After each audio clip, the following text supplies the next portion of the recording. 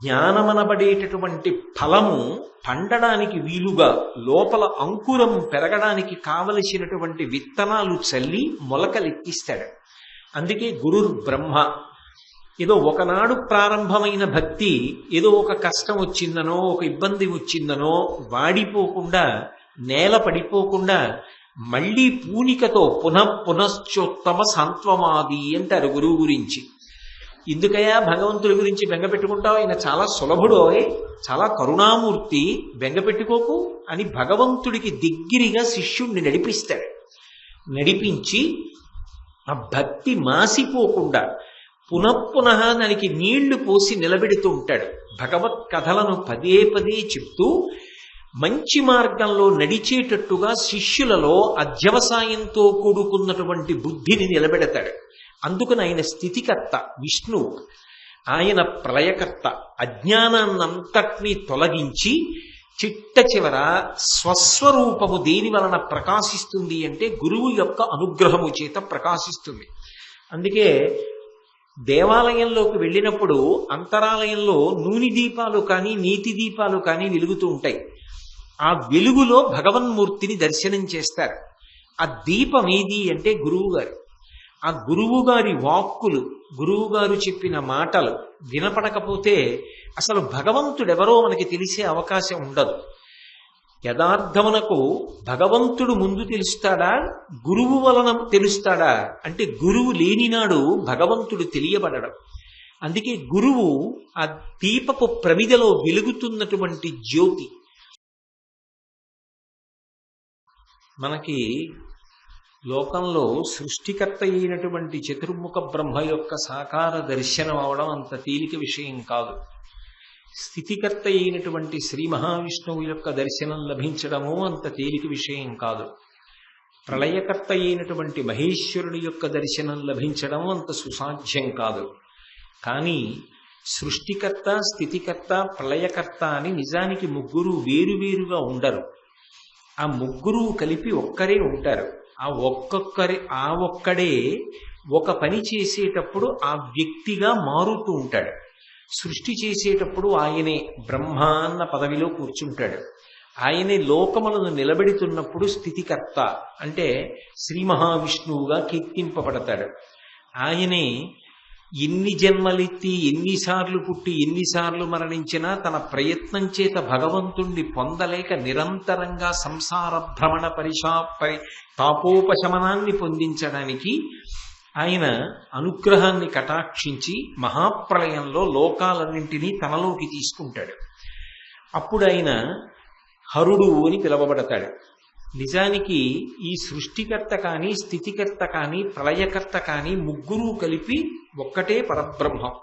ఆ ఒక్క పరబ్రహ్మమే సృష్టి చేసినప్పుడు బ్రహ్మగా, లోకములను రక్షించినప్పుడు స్థితికర్త అయిన విష్ణువుగా, మహాప్రళయం చేసినప్పుడు హరునిగా కీర్తింపబడుతూ ఉంటారు. ఆయా పేర్ల చేత పిలవబడతారు. అందుకే మీరు ఎప్పుడు సనాతన ధర్మంలో అత్యంత ప్రాణప్రదమైన విషయం ఒకటి ఉంటుంది. మీరు ఎప్పుడు ఎక్కడికి వెళ్ళి కీర్తించండి, ఆ రూపం దగ్గరికి వెళ్ళి చెప్పేటప్పుడు మాత్రం తత్వావిష్కారం చేస్తూ ఒక మాట చెప్తారు. అసలు నువ్వు కానిది ఏదీ లేదు, నువ్వే అన్ని అని చెప్తారు. మీరు శ్రీశైలం వెళ్ళారనుకోండి, శ్రీశైలంలో మల్లికార్జున స్వామి వారి దగ్గర ప్రతిరోజు ఉదయం సుప్రభాతం చదువుతారు. ఆ సుప్రభాతం చదివేటప్పుడు మల్లికార్జునుడు మేల్కొన్నాడు అనుకుని ఆ సమయంలో ఒక మాట చెప్తారు. ఏకస్త్వమేవ బహుధా భవభాసిలోకే నిశంకధీరు వృషభకేతన మల్లినాథ శ్రీభ్రామరి ప్రియ సుఖాశ్రయ లోకనాథ శ్రీమల్లికార్జున విభో తవ సుప్రభాతం అంటారు. ఏకస్త్వమేవ బహుధా భవభాసిలోకే, యథార్థమునకు ఉన్నది నీ ఒక్కడవే. నీవు ఒక్కడవే ఇన్ని రూపములుగా కనపడుతున్నావు తప్ప ఇన్ని రూపములు లేవు. ఇన్ని రూపములు నీ ఒక్కడివే. ఒక్క బంగారము అనేక ఆభరణములుగా మారినట్టే శివాను ఒక్కడివే ఇన్ని రూపాలు పొందుతున్నావు అంటారు.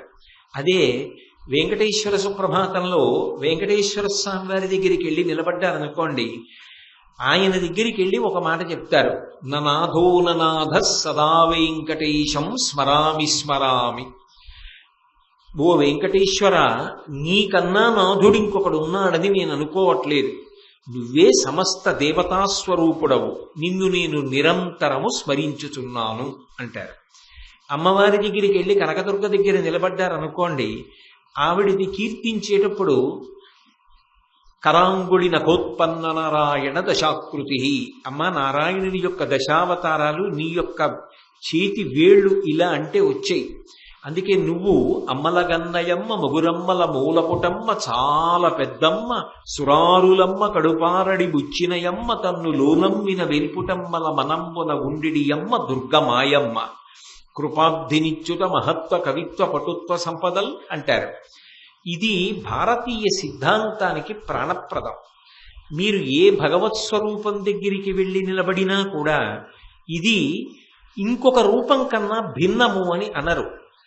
ఈ రూపమునందే అన్నీ ఉన్నాయి, అన్నీ ఈ రూపంలోనే ఉన్నాయి అని ప్రార్థన చేస్తారు తప్ప ఈయన వేరు ఆయన వేరు అని భావన చెయ్యరు.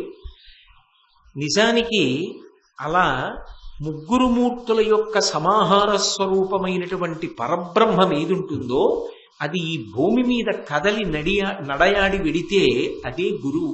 అందుకే గురుర్బ్రహ్మ గురుర్విష్ణు గురుర్దేవో మహేశ్వర గురు సాక్షాత్ పరం బ్రహ్మ. ఆ గురువు బ్రహ్మ, ఆయనే సృష్టికర్త, ఆయనే స్థితికర్త, ఆయనే ప్రళయకర్త. ఎలా ఆయన సృష్టి చేశాడు అంటే ఆయన ఏం సృష్టి చేశాడు కాబట్టి బ్రహ్మ అంటారేమో. ఆయన తన వాక్కుల చేత అజ్ఞానాన్నంతటినీ కూడా పోగొట్టి జ్ఞాన జ్యోతిని వెలిగిస్తాడు. జ్ఞానమనబడేటటువంటి ఫలము పండడానికి వీలుగా లోపల అంకురం పెరగడానికి కావలసినటువంటి విత్తనాలు చల్లి మొలకలెత్తిస్తాడు. అందుకే గురుర్ బ్రహ్మ. ఏదో ఒకనాడు ప్రారంభమైన భక్తి ఏదో ఒక కష్టం వచ్చిందనో ఒక ఇబ్బంది వచ్చిందనో వాడిపోకుండా నేల పడిపోకుండా మళ్ళీ పూనికతో పునశ్చోత్తమ సాంత్వమాది అంటారు గురువు గురించి. ఎందుకయ్యా భగవంతుడి గురించి బెంగపెట్టుకుంటావు, ఆయన చాలా సులభుడో, చాలా కరుణామూర్తి, బెంగపెట్టుకోకు అని భగవంతుడికి దగ్గరగా శిష్యుణ్ణి నడిపిస్తాడు. నడిపించి ఆ భక్తి మాసిపోకుండా పునఃపునః దానికి నీళ్లు పోసి నిలబెడుతూ ఉంటాడు. భగవత్ కథలను పదే పదే చెప్తూ మంచి మార్గంలో నడిచేటట్టుగా శిష్యులలో అధ్యవసాయంతో కూడుకున్నటువంటి బుద్ధిని నిలబెడతాడు. అందుకని ఆయన స్థితికర్త విష్ణువు, ఆయన ప్రళయకర్త. అజ్ఞానాన్నంతటినీ తొలగించి చిట్ట చివర స్వస్వరూపము దేని వలన ప్రకాశిస్తుంది అంటే గురువు యొక్క అనుగ్రహము చేత ప్రకాశిస్తుంది. అందుకే దేవాలయంలోకి వెళ్ళినప్పుడు అంతరాలయంలో నూనె దీపాలు కానీ నీతి దీపాలు కానీ వెలుగుతూ ఉంటాయి. ఆ వెలుగులో భగవన్మూర్తిని దర్శనం చేస్తారు. ఆ దీపం ఏది అంటే గురువు గారు. ఆ గురువు గారి వాక్కులు, గురువు గారు చెప్పిన మాటలు వినపడకపోతే అసలు భగవంతుడెవరో మనకి తెలిసే అవకాశం ఉండదు. యథార్థమునకు భగవంతుడు ముందు తెలుస్తాడా గురువు వలన తెలుస్తాడా అంటే గురువు లేనినాడు భగవంతుడు తెలియబడడం. అందుకే గురువు ఆ దీపపు ప్రమిదలో వెలుగుతున్నటువంటి జ్యోతి, ఆ దీపపు కాంతిలో భగవంతుడు కనపడతాడు. ఆయన చూపించిన మార్గంలో ప్రయాణించి భగవంతుణ్ణి శిష్యుడు తెలుసుకుంటాడు. అందుకే ఆయన అజ్ఞానాన్ని తొలగించి స్వస్వరూప దర్శనం చేయిస్తాడు కాబట్టి ప్రళయకర్త, లయకర్త. అందుకని ఆయనే పరం బ్రహ్మ. తస్మై శ్రీ గురవే నమః. అటువంటి గురువుకి నమస్కరించుచున్నాను. సనాతన ధర్మంలో ఒక అద్భుతమైనటువంటి విశేషం ఉంది.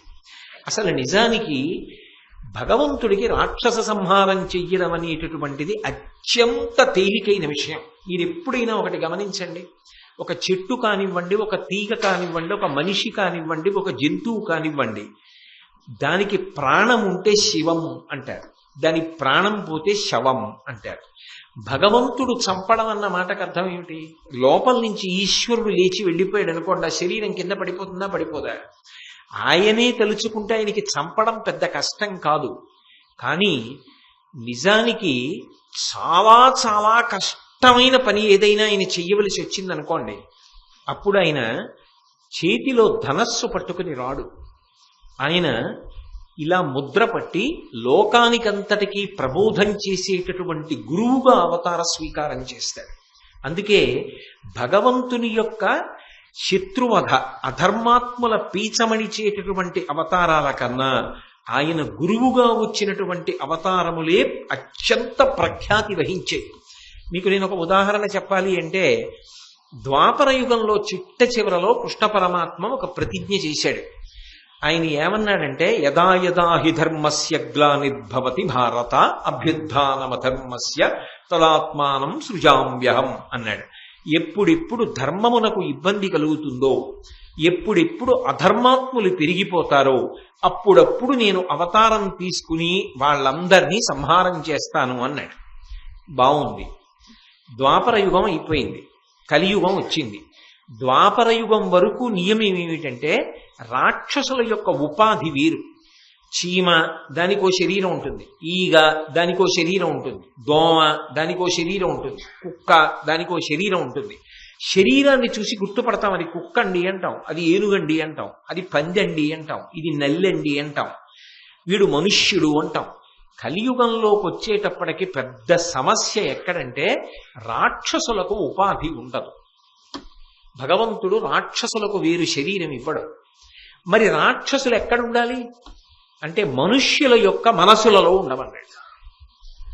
వాడు ఎక్కడికి చేరుతాడంటే, మనిషి యొక్క మనసులోకి చేరుతాడు. అందుకే మీరు చూడండి, మీరు మంచి పనులు ఏమైనా చేయడానికి, మంచి మార్గంలో వెళ్ళడానికి ప్రయత్నపూర్వకంగా మంచి పుస్తకాలు చదవాలి, మంచి మాటలు వినాలి తప్ప కోపం నేర్చుకోవడానికి శిక్షణా కేంద్రాలు ఉండవు. తప్పుడు పనులు చేయడం నేర్చుకోవడానికి శిక్షణా కేంద్రాలు ఉండవు. అవి తమంత తాము వచ్చేస్తాయి. ఎందుకని అంటే, రాక్షసులు ఇక్కడే కూర్చుని ఉంటారు కలియుగంలో. ఆ రాక్షసత్వం విజృంభించిందనుకోండి, ఎంత ప్రమాదకరమైన మాటలైనా మాట్లాడతారు, ఎంత ప్రమాదకరమైన పనులైనా చేస్తారు. ఆ రాక్షసుల్ని తొలగించడం ఎలా కుదురుతుంది కలియుగంలో? కంఠం తీసేశారనుకోండి, లోపల రాక్షసుడు ఉన్నాడు, వీడి చేత తప్పుడు పనులు చేయిస్తున్నాడని చంపుతూ వెళ్ళిపోవడం మొదలు పెడితే, కలియుగంలో కలిపురుషుల యొక్క ఉద్ధతి చేసే తప్పు మార్గంలో వెళ్ళాలనేటటువంటి అనురక్తి యొక్క ఆకర్షణ చేత అటుగా ప్రయాణించే వాళ్ళ సంఖ్య ఎక్కువగా ఉండే అవకాశం ఉంటుంది. అప్పుడు ఎంతమందిని చంపేస్తాడు భగవంతుడు? ఇంకా తప్పు చేసిన వాళ్ళందరినీ చంపుకుంటూ వెళ్ళిపోయాడు అనుకోండి. రామావతారంలో అయితే రావణాసురుణ్ణి యొక్క పరివారాన్ని అంతటినీ కూడా తెగటార్చేశాడు. ఏం తక్కువ మందిని చంపలా, కోట్ల మందిని చంపేస్తే నెత్తురు ఏరులై పారింది.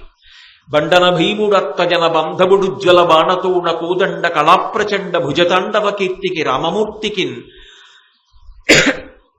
రెండవ సాటి దైవమికలేడనుచున్ గడకట్టి భేరికాడండడండడంబుల జండము నిండమత్త వేదండము నిక్కి చాటెదను దశరథి కరుణాపయోనిధి అంటారు గోపరాజు గారు. అంత గొప్ప శత్రు సంహారం చేశాడు రామచంద్రమూర్తి. తాను ఒక్కడు ధనస్సు పట్టుకుంటే చాలు తెగటార్చేశాడు అంతమందిని. మరి కలియుగం దగ్గరికి వచ్చేటప్పటికి ఎంతమందిని చంపేస్తాడు కృష్ణుడు? మరి ద్వాపర యుగంలో ప్రతిజ్ఞ చేశాడుగా, ఎప్పుడు ధర్మానికి ఇబ్బంది వస్తే అప్పుడు నేను అవతారం తీసుకుంటానని. మరి కలియుగంలో ఎలా చంపాలి అంటే, శివుడు ఒకడు విష్ణు ఒకడు కారు. అందుకే విష్ణువుగా ఆయన చేసిన ప్రతిజ్ఞ నిలబెట్టడానికి కలియుగంలో రాక్షసులకు శరీరం ఉండదు కనుక, మనిషి మనసులో కూర్చున్న రాక్షసుడు తొలగిపోవాలి అంటే వాడికి మంచి విషయాల మీద అనురక్తి కలగాలి, భగవంతుని యందు భక్తి కలగాలి, శాస్త్రమునందు విశ్వాసం కలగాలి, వినయంతో జీవించడం రావాలి. ఇవి రావాలి అంటే తాను కష్టపడినా సరే ఒక గురువుగా వచ్చి ప్రబోధం చెయ్యాలి. అందుకే ఒక రాముడిలా ధనస్సు బాణాలు పట్టుకు రాలా, ఒక కృష్ణుడిలా అవసరమైతే నేను చక్రాన్ని ప్రయోగిస్తానని పట్టుకోవడానికి సుదర్శన చక్రధారణ చెయ్యల. ఆదిశంకరాచార్యుల వారిగా అవతార స్వీకారం చేశాడు. చేసి యావత్ భారతదేశాన్ని కూడా పాదచారి అయి పర్యటించాడు. నేను గంగా స్నానం చెయ్యాలనుకోండి, ఏ కాశీ పట్టణానికో వెళ్ళాలి, గంగయే నన్ను అనుగ్రహించి బయలుదేరి మా ఇంటి ముందుకు వచ్చిందనుకోండి, నేను ఎంత అదృష్టవంతుణ్ణో. అలా భగవంతుడే గురువు రూపంలో ఉండి అన్ని చోట్లకి తానే కదిలి వెళ్ళాడు. శంకరాచార్యుల వారి రూపంలో వెళ్ళి అందరికీ కూడా జ్ఞాన ప్రబోధం చేసి మనుష్యుల మనసులలో ఉండేటటువంటి రాక్షసులందరినీ కూడా తొలగించాడు. తొలగించడం కాదు, ఎప్పుడో శంకరాచార్యుల వారిగా వస్తే సరిపోదేమోనని ఆయనే మళ్ళీ మళ్ళీ అవతార స్వీకారం చేశాడు. అసలు నిజంగా నేను చెప్పాలి అంటే ఈ దేశపు గౌరవం అంతా ఎక్కడి నుంచి వచ్చిందో తెలుసా? గురువుల వలన వచ్చిన గౌరవం. అందుకే భారతదేశం అనేటప్పటికీ వెంటనే 2 చేతులెత్తి ప్రపంచ దేశాలన్నీ నమస్కారం చేస్తాయి. ఎందుకు నమస్కారం చేస్తాయంటే 4 వేదాలు పుట్టిన భూమి, భగవద్గీత పుట్టిన భూమి, రామాయణ భారత భాగవతములు పుట్టిన భూమి, ఎందరో ఋషులు పుట్టిన భూమి. రామకృష్ణ పరమహంస, వివేకానందుడు, ఆదిశంకరాచార్య, చంద్రశేఖరేంద్ర సరస్వతి, చంద్రశేఖర భారతి, ఇటువంటి ఎందరో మహానుభావులు మళ్ళీ మళ్ళీ మళ్ళీ మళ్ళీ వస్తూనే ఉన్నారు. ఒకప్పుడు కంచికామకోటి పీఠాధిపత్యం వహించినటువంటి చంద్రశేఖరేంద్ర సరస్వతి స్వామి వారు చేసినటువంటి ప్రబోధానికి, వారు పాదచారి నడిచి వెళ్లి వారు చేసిన ప్రబోధానికి కొన్ని కోట్ల మందిలో మార్పు వచ్చింది. దేశం అంతట్లో కూడా ఆయన మళ్ళీ ధర్మ మార్గం వైపుకి నడిపించగలిగినటువంటి దార్శనికుడు అయ్యాడు. అందుకే నాని పాల్కీవాలా ఒక మాట అంటాడు, members of the dominant minority అని ఒక విచిత్రమైన మాట వాడాడు ఆయన. డామినెంట్ మైనారిటీ అన్న మాటకు అర్థం ఏమిటంటే కొద్ది మంది వ్యక్తులు వేళ్ల మీద లెక్క పెట్టగలిగినంత మాత్రమే ఉంటారు. కానీ వాళ్ళ నోటి వెంట వచ్చినటువంటి మాటలు కొన్ని శతాబ్దాల పాటు మనుష్యుల యొక్క జీవితాలని మారుస్తాయి. శంకరాచార్య స్వామి వారు చెప్పిన మాటలు ఇప్పటికీ ఎప్పటికీ చెప్పుకుంటూనే ఉంటాం. చంద్రశేఖరేంద్ర సరస్వతి స్వామి వారు నడిచి చూపించిన బాట, వారు చెప్పిన మాట ఎప్పటికీ జ్ఞాపకం ఉంచుకుంటాం. రామకృష్ణ పరమహంస, వివేకానందుడు, భగవద్గీత ఇటువంటివి ఎప్పుడూ స్మరిస్తూనే ఉంటాం. మహాత్ముల జీవితాలలో ఎన్ని కష్టాలు రానివ్వండి, వాళ్ళు అలాగే ఊంచుకుని మనుష్యులకు సుధాప్రబోధం అంటే అమృతాన్ని వాక్కుల ద్వారా పంచిపెడుతూనే ఉంటారు. దాని చేత మనుష్యుల యొక్క జీవితాలు మారతాయి. మీరు ఎన్ని పోలీస్ స్టేషన్లు పెట్టైనా సరే సాధించలేని శాంతి భద్రతలు ప్రజల యొక్క మనసులలో వచ్చినటువంటి మార్పు వల్ల, వాళ్ళు ధర్మాన్ని పట్టుకున్న కారణం చేత నేరముల యొక్క సంఖ్య తగ్గి ప్రజలందరూ కూడా ప్రశాంతంగా ఉండడానికి వ్యవస్థ ఏర్పడుతుంది. అందుకే ఒక గురువు యొక్క గొప్పతనం చెప్పడానికి ఎవ్వరి యొక్క వాక్కు సరిపోదు. మహాభారత కాలం దగ్గరికి వచ్చేటప్పటికి ఒక క్లిష్టమైన సమస్య వచ్చింది. ఏమిటి ఆ సమస్య అంటే, అపారమైనటువంటి అధర్మం పిచ్చు పెరిగిపోయింది. కలిపురుషుని యొక్క అంశలో దుర్యోధనుడు వచ్చాడు. జరాసంధుడితో ప్రారంభం చేసి ఎందరో రాక్షసులు, అసలు కృష్ణుడు పుట్టేటప్పటికీ కన్నులు తెరవని కడుచిన్ని పాపడై దానవి చనుబాలు త్రవి చంపే అంటారు పూతనా సంహారం గురించి పోతన గారు. ఇంకా కళ్ళు కూడా విప్పనటువంటి చిన్న పిల్లవాడిగా ఉండగా చంపడానికి పూతన వచ్చింది. ఆ పూతన, అలాగే ఆ శకటాసురుడు, ఇటువంటి వాళ్ళని ఎంతమందినో కంసాదులను సంహారం చేసి అసలు నిజంగా కురుక్షేత్ర యుద్ధం ప్రారంభమయ్యే వేళకి దుర్యోధనుడి వెనకాతల ఎందరూ నిలబడితే అసలు అర్జునుడికి శక్తి సరిపోదని కృష్ణ పరమాత్మ ముందు నుంచే కొంతమందిని ఖాళీ చేస్తూ వెళ్ళారు. వెడితే 11 అక్షౌహిణీల సైన్యం దుర్యోధనుడి వెనక నిలబడింది. 7 అక్షౌహిణీలు అర్జునుడి వెనక నిలబడింది. సరే, కురుక్షేత్రం అన్నది ఎప్పుడో జరిగింది. అసలు ఆ కురుక్షేత్రం యుద్ధ భూమిలోకి వెళ్ళి అర్జునుడు తట్టుకోవాలి.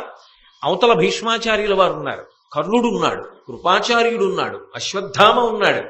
ఇటువంటి వాళ్ళు ప్రయోగించేటటువంటి అస్త్రాలకి బదులుగా అస్త్రములు ప్రయోగించాలా? వాళ్ళు వేసినటువంటి అస్త్రములను తాను ఉపసంహారం చేయగలిగినటువంటి శక్తి ఉండాలా? మీకు చెప్పాను, అశ్వత్థామ బ్రహ్మశిరోనామకాస్త్రం వేస్తే అర్జునుడు ఉపసంహారం చేయించవలసి వచ్చింది. తాను వేసిన అస్త్రాన్ని తాను ఉపసంహారం చేశాడు. మరి అటువంటివి చెయ్యాలి అంటే విలువిద్యా నైపుణ్యం ఉండాలా? గదాయుద్ధం నేర్చుకోవాలా? శూలంతో యుద్ధం చేయడం రావాలా? భూమి మీద నిలబడి యుద్ధం చెయ్యాలి, గుర్రం మీద కూర్చుని యుద్ధం చెయ్యాలి, ఏనుగు మీద కూర్చుని యుద్ధం చెయ్యాలి, అనేకమైన వ్యూహములను రచించాలి, అనేకమైన వ్యూహములను భేదించాలి, ఇన్ని చెయ్యాలి. అసలు ఒక గురువు లేకపోతే అర్జునుడికి ఇంత విద్య ఎక్కడి నుంచి వస్తుంది? నరనారాయణులే కావచ్చు కృష్ణార్జునుడు, కానీ ఈ కలియుగంలో ఈ భూమి మీద పుట్టాక ద్వాపర యుగం చివరలో కానివ్వండి, ఆ యుగంలో ధర్మ సంస్థాపన జరగాలి అంటే ఒక గురువు లేకపోతే వాళ్ళకి ఆ అస్త్ర విద్యనంతటినీ నేర్పేవాడెవరు? ఒకవేళ నేర్పాడనుకోండి, దీన్ని ధర్మం కోసం వాడతాం తప్ప మాకు ఎంత శక్తి ఉన్నా సరే ప్రాణం పోయినా మేము దీన్ని అధర్మానికి వాడం అని ఇంత శక్తి ఉన్నప్పటికీ కూడా దాన్ని ధర్మం కోసమని చెప్పి నిగ్రహంతో వాడగలిగినటువంటి ప్రజ్ఞ అంకురించాలి అంటే విద్య నేర్పేటప్పుడే ధర్మం మీద ఎంత అనురక్తి కలిగేటట్టుగా మాట్లాడగలిగినటువంటి నైపుణ్యం ఉండాలి. అటువంటి వ్యక్తిని ముందు సృజించకపోతే అసలు పాండవులకి, కర్ణుడికి, దృష్టద్యుమ్నుడికి వీళ్ళందరికీ ఎవరు నేర్పుతారు విలువిద్య? ఎవరు నేర్పకపోతే రేపొద్దున్న కురుక్షేత్ర యుద్ధ భూమిలో ధర్మ సంస్థాపన ఎలా జరుగుతుంది? అధర్మాత్ములు ఎలా శిక్షింపబడతారు? వీళ్ళందరికీ విలువిద్య నేర్పడానికి ఒక కారణజన్ముడు రావాలి కదా. వాడు కారణజన్ముడై ఉండాలి. ఆయన సామాన్యమైనటువంటి వ్యక్తి కాకూడదు. ఆయన అందరిలాగే ఏదో స్త్రీ పురుష సంపర్కం చేత పుట్టినటువంటి ప్రాకృతమైన మానవుడు అనుకోండి. ఆయన కూడా పుస్తకాలన్నీ చదువుకోవడానికి చాలా కాలం పట్టిందనుకోండి. ఆయన కూడా ఎన్నో విషయాలు నేర్చుకోవలసి వచ్చిందనుకోండి. ఆయన ఎప్పటికి నేర్చుకుంటాడు? ఎప్పటికి పూర్ణుడవుతాడు? ఎప్పటికి పాండవులకు నేర్పుతాడు? ఎప్పటికి కురుక్షేత్ర యుద్ధ భూమిలో వీళ్ళు ధర్మ సంస్థాపన చేయగలుగుతారు? అంటే ఒక కారణ జన్ముడు పుట్టాలి. అంటే మీరు ఒకటి ఆలోచించండి, ఈ సమస్య ఎవరిది అంటే భగవంతుడిది. భగవంతుడికి వచ్చిన మొదటి సమస్య ఏది అంటే ధర్మ సంస్థాపన చెయ్యవలసి వస్తే, అసలు పాండవులకు విలువిద్య నేర్పవలసి వస్తే విలువిద్య నేర్పి దానితో పాటుగా ధర్మమునందు అనురక్తి కల్పించి ధర్మం కోసం మాత్రమే దాన్ని ఉపయోగించగలిగినటువంటి ఓర్పు అబ్బాలి అంటే అలా చెప్పగలిగినటువంటి దక్షత కలిగిన వాడు ఒకడు ఉండాలి. అటువంటి వాడు వస్తే తప్ప నరనారాయణులుగా కృష్ణార్జునులు వచ్చినా, వాయు అంశలో భీముడు వచ్చినా, అశ్వనీదేవతల అంశలో నకుల సహదేవులే వచ్చినా ఇంతమంది ప్రతివీరుల్ని తట్టుకుని నిలబడ్డం సాధ్యం కాదు.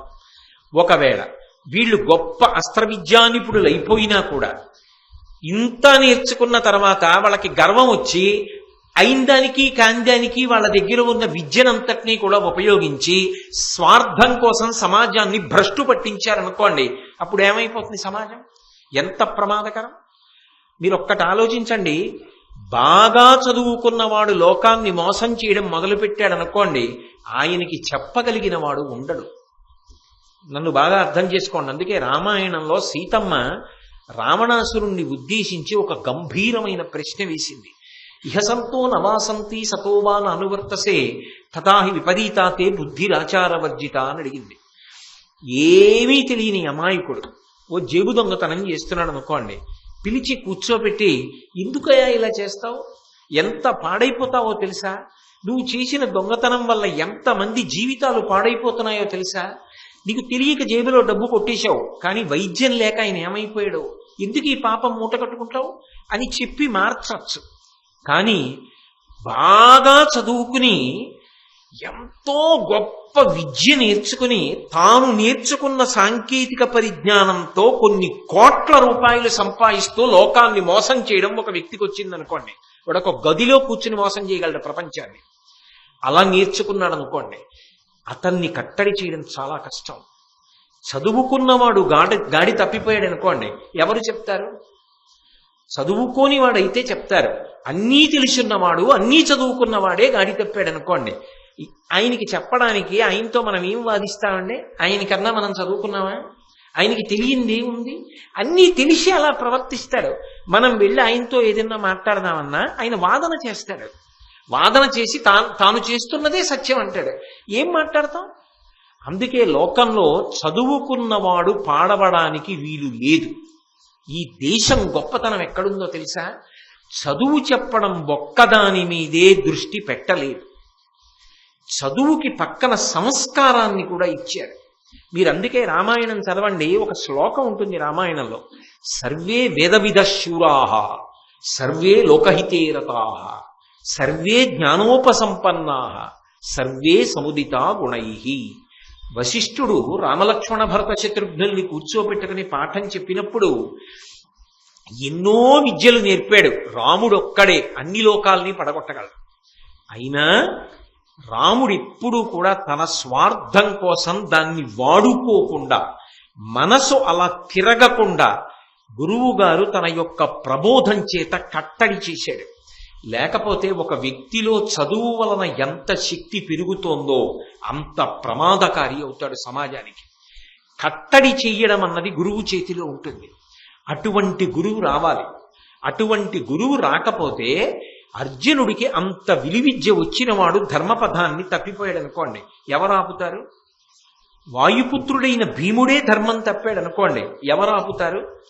ధర్మము యొక్క అంశలో వచ్చిన ధర్మరాజు గారే ధర్మం తప్పిపోయి ఇది ధర్మం అని వాదించాడు అనుకోండి, ఇది అధర్మం కాదు అని వాదించడం మొదలుపెట్టాడు అనుకోండి, ఎవరు ఆపగలరు? అప్పటికి రాక్షస సంహారం అవుతుందేమో, కానీ సమాజము భ్రష్టమైపోతుందా? అయిపోదా? అప్పుడు భారతం ఎందుకు చెప్పుకోవాలి లోకంలో? ఏం నేర్చుకోవడానికి భారతం చెప్పుకుంటారు? ఎన్ని కష్టాలు వచ్చినా ధర్మరాజు గారు ఎలా నిలబడ్డాడో, పాండవులు ఎలా నిలబడ్డారో అలా నువ్వు కూడా జీవితంలో ఓర్పు నేర్చుకో. వాళ్ళకి చేతకాక ఓర్పు పట్టారా? అన్నీ తెలుసున్న వాళ్ళు ఎంత ఓర్పు పట్టారు, ఓర్పు గొప్పది కదా అని చెప్పడానికి ఆధారం లేకపోతే ఎలా లోకంలో అందరికీ మంచి మాట నేర్పడానికి అవకాశం కలుగుతుంది? అటువంటి మంచి మాట చెప్పగలిగిన నేర్పరి అయి ఉండాలి. తాను వేదాంగములు చదువుకున్నవాడై ఉండాలి. తాను కారణజన్ముడై ఉండాలి. ఇన్ని విద్యలు తనకి కరతలామలకంగా వచ్చిన వాడై ఉండాలి. ఇన్ని వచ్చి కూడా త్యాగమూర్తి అయ్యి అది శిష్యుల కొరకు చెప్పగలిగిన వాడై ఉండాలి. ఇంత గొప్ప గురువు ముందు ఏర్పడితే తప్ప శిష్యులకు అందవలసినది అందం. అందుకే భగవంతుడు అన్నిటికన్నా ఎక్కువ దేని గురించి ఆలోచిస్తాడో తెలుసా? లోకాన్ని మంచి మార్గంలో నడిపించగలిగిన సమర్థుడైనటువంటి గురువుని సృష్టించడంలో భగవంతుడు ఎప్పుడూ పూనికతో ఉంటాడు. ఆ గురువు తన జీవితాన్ని ఆదర్శంగా 10 మందికి చూపి మంచి మాటలతో లోకాన్ని మారుస్తాడు, విద్య నేర్పుతాడు. అలా మహాభారత కాలంలో వచ్చినటువంటి మహాపురుషుడు ద్రోణాచార్యుల వారు. ఆయన పాండవులందరికీ కూడా గురువు. మహాభారతంలో పాండవులకి కృపాచార్యుల వారు కూడా పాఠం నేర్పారు. కానీ పాండవులు ఎప్పుడైనా గురువు అన్న మాట వాడితే దాన్ని ద్రోణాచార్యుల వారికే అన్వయం చేసి మాట్లాడతారు. మహాభారతంలో ద్రోణాచార్యుల వారి యొక్క జీవితాన్ని పరిశీలనం చేస్తే ఒక గురువు అంటే ఎలా ఉంటాడో అర్థమవుతుంది, ఒక శిష్యుడు ఎలా ఉండాలో అర్థమవుతుంది. అందుకు గురు పౌర్ణమి వస్తోంది కాబట్టి నేను ద్రోణుడి గురించి మాట్లాడడానికి సిద్ధపడ్డాను. అసలు ఒక శిష్యుడు అన్నవాడు ఎలా ఉండాలి, చదువు అన్నది ఎలా చదువుకోవాలి, చదువుకునేవాడికి ఎటువంటి లక్షణాలు ఉండాలి, పాఠం చెప్పేటటువంటి గురువు గారు ఎంత గొప్పగా ఉంటాడు, ఆ గురువుల యొక్క వైభవం ఎలా ఉంటుంది, అసలు ఈ దేశానికి కీర్తి ఎవరి వల్ల వచ్చింది, ఇది ద్రోణాచార్యుల వారిని పరిశీలిస్తే తెలుస్తుంది. ఎందుకో తెలుసా? ఈ దేశంలో కాదండి, యావత్ ప్రపంచంలో అనేక దేశాల నుంచి ఎందరో రాజులు ఆ రోజులలో వచ్చి ద్రోణాచార్యుల వారి దగ్గర విలువిద్యాభ్యాసం చేశారు. ఒక్కడు కాదు, పాండవులు కాదు, ఎంతమందో ద్రోణుడి దగ్గర నేర్చుకుంటామని వచ్చారు. ఒకప్పుడు వ్యాకరణం నేర్చుకోవడానికి పతంజలి దగ్గరికి వచ్చేవారు. ఈ దేశం గొప్పతనం ఎక్కడుంది అంటే అటువంటి గురువుల వలన వచ్చింది ఈ దేశం యొక్క గొప్పతనం అంతా. కాబట్టి అటువంటి గురువుని ద్రోణాచార్యుల వారిని తయారు చెయ్యాలి. అయితే ఇక్కడ మీరు ఒక విషయాన్ని గమనించాలి. భగవంతుని యొక్క సృష్టి అన్ని వేళలా ఒక్కలా ఉండదు. మీరు గమనించండి, భూమిని చీల్చుకుని కొన్ని పైకొస్తాయి చెట్లు. భూమిలో విత్తనం పెడితే అంకురం పుట్టి వేళ్లు కిందకెడతాయి, మొక్క పైకొస్తుంది. భూమిని చీల్చుకుని పైకొస్తుంది. చెమటలోంచి పేలు మొదలైనవి పుడతాయి, స్వేదజములు అంటారు. గుడ్డు పుట్టి ముందు ఆ గుడ్డుని పొదిగితే పెంకు పగలగొట్టుకుని అందులోంచి పక్షి పిల్ల, కోడి పిల్ల అలాంటివి బయటికి వస్తాయి. అదొక పద్ధతి. అలా కూడా సృష్టి జరుగుతుంది. కొందరు మావి చేత పుడతారు, మనుష్యులు, ఆవు దూడ ఇటువంటివి. అది ఒక రకమైన సృష్టి. మనకి బాగా పరిచయం ఉన్నటువంటి సృష్టిలోనే ఇన్ని భేదాలు ఉన్నాయా లేవా? ఇన్ని భేదాలు ఉంటాయి. ఒక్కొక్క చోట అసలు స్త్రీ పురుషుల యొక్క సంపర్కం కూడా అవసరం లేకుండా శరీరము విభజనమైపోతూ శరీరం విడిపోతూ ప్రాణులు పుట్టేటటువంటి ప్రక్రియ ఉంటుంది. మీరు జీవశాస్త్ర పరిశీలన చేస్తే తెలుస్తుంది. అలా కొన్ని కొన్ని ప్రాణులు పుడతాయి. మన దృష్టిలోనే అలా పుడతాయి. భగవంతుడు కూడా ఆ యుగంలో ఒక మహానుభావుడు పుట్టాలి. ఈ మహానుభావుడు పుడితే తప్ప లోకంలో ఇంత గొప్ప పని జరగదు అని అనుకుంటే అందరు మనుష్యులు పుట్టినట్టుగా ఆయన పుట్టవలసినటువంటి అవసరాన్ని కల్పించకుండా కారణజన్ములైనటువంటి వారు అని పిలవడానికి కారణం అదే. కారణజన్ముడు అన్న మాటకు అర్థం ఏమిటంటే వాడు భగవంతుని యొక్క సంకల్పము వలన మనందరిలా కాకుండా ఒక విచిత్రమైనటువంటి రీతిలో ఈ సృష్టి యొక్క క్రమానికి అందనటువంటి రీతిలో ఆవిర్భవించిన వాడు ఉంటాడు. మీరు ఆలోచించండి. నేను ఇప్పుడు చెప్పా ద్రోణాచార్యుల వారు రావలసినటువంటి నేపథ్యాన్ని మీకు చెప్పాను. అటువంటి ద్రోణాచార్యుల వారు కూడా ఒక ప్రాకృత మనుష్యుడుగా పుడితే ఎలా నడుస్తుంది భారతం? ఎలా నిలబడుతుంది ధర్మం? ఆయన కారణజన్ముడై ఉండాలి. భగవంతుని యొక్క అనుగ్రహం చేత పుట్టాలి. అంటే ఆ పుట్టినప్పుడు 2 లక్షణములు ఉంటాయి. ఒక మహాత్ముని యొక్క తేజస్సు కదలాలి. ఆ తేజస్సు కదలాలి అంటే దానికి ఏదో నిమిత్తాన్ని పరదేవత సృష్టిస్తుంది. ఎందుకంటే మన్మధుడు ఆమెకి వశవర్తి. మన్మధుణ్ణి ప్రయోగించి ఆయన మనసు కదిలేటట్టు, ఆయన తేజస్సు కదిలేటట్టు చేస్తుంది. ఆ తేజస్సు కదిలిన తర్వాత దాన్ని పట్టుకోగలిగిన క్షేత్రం ఉండాలి. ఆ క్షేత్రము లేదనుకోండి, నేను కాగితంలోకి పట్టుకెళ్ళి నిప్పు వేశాను అనుకోండి, ఇప్పుడు కాగితం క్షేత్రం, నిప్పు తేజస్సు. నిప్పు పట్టుకెళ్ళి కాగితంలో పొట్లం కట్టాను, పట్టుకోగలదా? కాగితం కాలిపోతుంది. నేను ఒక పవిత్రమైన ఉదాహరణ చెప్పాను. కొంతమంది మహాత్ముల యొక్క తేజస్సు కదిలినప్పుడు, అది భగవత్ సంకల్పమైనప్పుడు దాన్ని పట్టగలిగిన క్షేత్రము లేదనుకోండి, కారణజన్ములై మన ఊహకి అందని రీతిలో వాళ్ళ యొక్క సృష్టి జరుగుతుంది. ఆ కోవలో వచ్చిన గురువు, అటువంటి కోవలో వచ్చిన మహాత్ముడు ద్రోణాచార్యుడు. అందుకే ఆ ద్రోణాచార్యుని యొక్క ఆవిర్భావం గురించి, ఆయన పుట్టుక గురించి మహాభారతంలో ఆదిపర్వంలో స్పృశించాడు. అయితే మీరు ఒక విషయాన్ని గమనించవలసి ఉంటుంది. బాగా పెద్దవిగా ఉన్నవన్నీ గొప్పవని చెప్పడానికి ఉండదు, బాగా చిన్నవిగా ఉన్నవన్నీ తక్కువని చెప్పడానికి ఉండదు. ఒక బస్తాడు కందిపప్పు కన్నా ఓ తులం బంగారం యొక్క విలువ ఎక్కువ ఉండవచ్చు. ఓ కిరాణా కొట్లో ఉన్న జనం కన్నా బంగారం కొట్లో ఉండే జనం తక్కువ ఉంటారు. అంటే బంగారం కొట్లో ఉన్న విలువలు తక్కువ అండి, అందుకే అక్కడికి ఎవరు వెళ్ళరని మీరు అనగలరా? మీరు అనలేరు. బంగారం కొట్లో ఉండే సరుకు విలువ ఎక్కువ కాబట్టే అక్కడికి వెళ్ళేవాళ్ళు తక్కువ ఉంటారు. పచారీ కొట్లో ఉండే సరుకు యొక్క విలువ అత్యంత అవసరం, కానీ ఎంత వెచ్చించైనా కొనుక్కోవచ్చు కాబట్టి అందరూ అక్కడికి వెళ్తారు కాదు. అలాగే సృష్టిలో కూడా ఒక విశేషం ఉంటుంది. భగవంతుని యొక్క సంకల్ప విశేషం చేత మహాత్ముల యొక్క తేజస్సు కదిలి అందులోంచి పరమాద్భుతమైనటువంటి మూర్తులు ఆవిష్కృతమవుతారు. అటువంటి స్థితిలో భరద్వాజుడు అనబడేటటువంటి ఒక మహర్షి, ఆయన వానప్రస్థాన్ని స్వీకరించి ఎప్పుడూ వేదాన్ని అధ్యయనం చేస్తూ ఆ వేదమంత్రాలని వల్లెవేస్తూ గంగాద్వారంలో నివాసం చేస్తూ ఉండేవాడు. నేను మీకు ఆ ఉలూచి గురించి చెప్పినప్పుడు అప్పుడు చెప్పా గంగాద్వారం గురించి. హరిద్వారం భారతదేశానికి ఆయువు పట్టు, అంత గొప్ప క్షేత్రం అని. అటువంటి గంగా తీరంలో ఆయన ఆశ్రమాన్ని ఏర్పాటు చేసుకున్నాడు.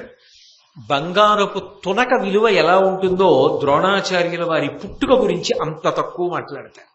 ఎందుకని అంటే అది బాగా ఆలోచించి తెలుసుకోవలసిన అద్భుతం తప్ప వాక్యముల చేత ఆవిష్కరించవలసినది కాదు. అందుకే పద్యం చిన్నది, నేను నేపథ్యం మాత్రం ఇంత చెప్పవలసి వచ్చింది.